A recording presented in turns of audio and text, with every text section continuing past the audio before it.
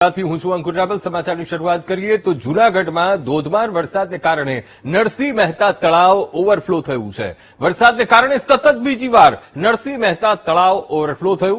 ઝાંઝરડા અંડરપાસમાં પાણી ભરાયા છે, કારણ કે આ જ નરસિંહ મહેતા તળાવમાં જ્યારે પણ એ તળાવ ઓવરફ્લો થાય છે તરત જ એ પાણી ઝાંઝરડા બાયપાસ અંડરપાસ છે ત્યાં એ પાણી ભરાતા હોય છે। તો ધોધમાર વરસાદથી વાહન વ્યવહાર પ્રભાવિત થયો છે। બીજી વાર નરસિંહ મહેતા તળાવ ઓવરફ્લો થયું છે। આજથી 4-5 દિવસ પહેલા પણ આ તળાવ ઓવરફ્લો થયું હતું અને જૂનાગઢનો આ ઝાંઝરડા અંડરપાસ એ બંધ કરવાની ફરજ પડી હતી। ધસધસતો પાણીનો પ્રવાહ એ ઝાંઝરડા બાયપાસમાં આવી રહ્યો છે। આ નરસિંહ મહેતા તળાવ ઓવરફ્લો થતા પાણી બધું બાયપાસમાં ભરાઈ રહ્યું છે। આ મુદ્દે સંવાદદાતા જય ઓનલાઈન પર જોડાઈ ગયા છે। જય, જૂનાગઢ પંથકમાં પણ અવિરત મેઘમહેર અને નરસિંહ મહેતા તળાવ ઓવરફ્લો, ઝાંઝરડા અંડરપાસ પાણીમાં ગરકાવ, શું સ્થિતિ જય? 12 વાગ્યા આસપાસ કે જૂનાગઢમાં અંધાધાર વરસાદ વરસવા પામ્યો હતો ત્યારે નરસિંહ મહેતા તળાવ ઓવરફ્લો થવા પામ્યો હતો। ત્યારે શહેરની મધ્યમાં તળાવ થવા પામ્યો।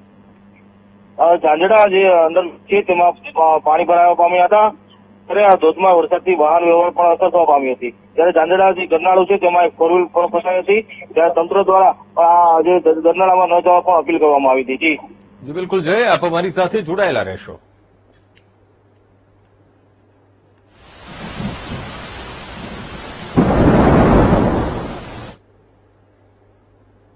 જૂનાગઢના મેંદરડામાં ધોધમાર વરસાદ અને મેંદરડાની મધુવંતી નદી ગાંડી તૂર બની છે।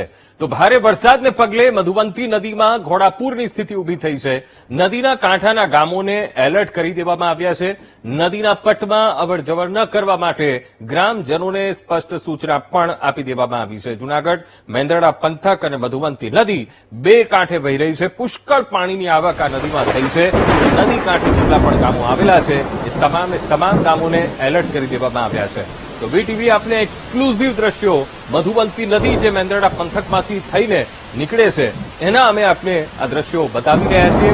કાંઠાનો વિસ્તાર પણ પાણીમાં ગરકાવ થઈ ગયો છે। સામાન્ય દિવસોમાં મધુવંતી નદીમાં ખાલી વહેતું એક વહેણ જોવા મળતું હોય છે, પણ જ્યારે પણ ચોમાસાની સિઝન અને ભરપૂર વરસાદ હોય ત્યારે આ નદી એ પુષ્કળ પાણીની આવક એ નદીમાં જોવા મળતું હોય છે। આ મુદ્દે સંવાદદાતા જય આપણી સાથે જોડાયેલા છે। જય, જૂનાગઢનો મેંદરડા પંથક અને મધુવંતી નદીમાં નવા નીરની આવક થઈ છે, ઘોડાપૂરની સ્થિતિ છે અને કાંઠાના ગામોની શું સ્થિતિ જય?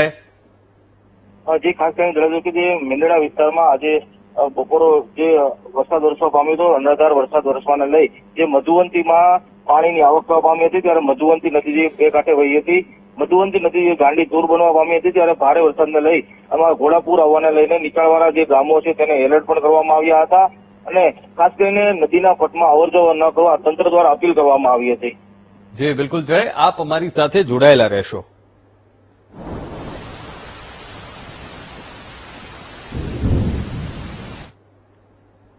તો જૂનાગઢનો ગિરનાર પર્વત અને ગિરનાર પર્વત પર પણ ધોધમાર વરસાદ અને દામોદર કુંડમાં ભારે વરસાદને કારણે ઘોડાપૂર આવ્યું છે।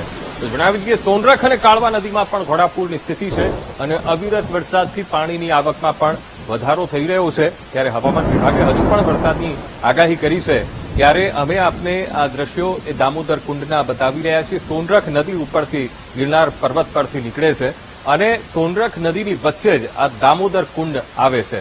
જ્યારે પણ ઉપર ગિરનાર ક્ષેત્રમાં ધોધમાર અવિરત મેઘમહેર થાય છે ત્યારે પુષ્કળ પાણીની આવક એ સોનરખ નદીમાં પણ થતી હોય છે, ત્યારે દામોદર કુંડ છલોછલ ભરાઈ જતો હોય છે।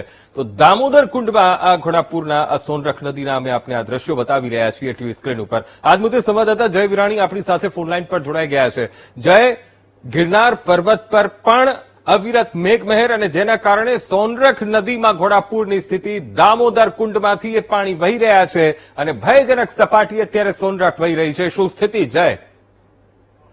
જે જૂનાગઢમાં વાત કરવામાં આવે તો જે ગિરનાર પર્વત પર જે અનરાધાર વરસાદ વરસ્યો હતો ત્યારે 2 ઇંચ જેટલો વરસાદ વરસવાને લઈ જે દામોદર કુંડમાં ઘોડાપૂર આવ્યા હતા। પાણીની આવકમાં સતત વધારો હાલ જોવા મળી રહ્યો છે। ત્યારે સોનરખ અને કાળવા નદીમાં ઘોડાપૂર આવ્યું છે।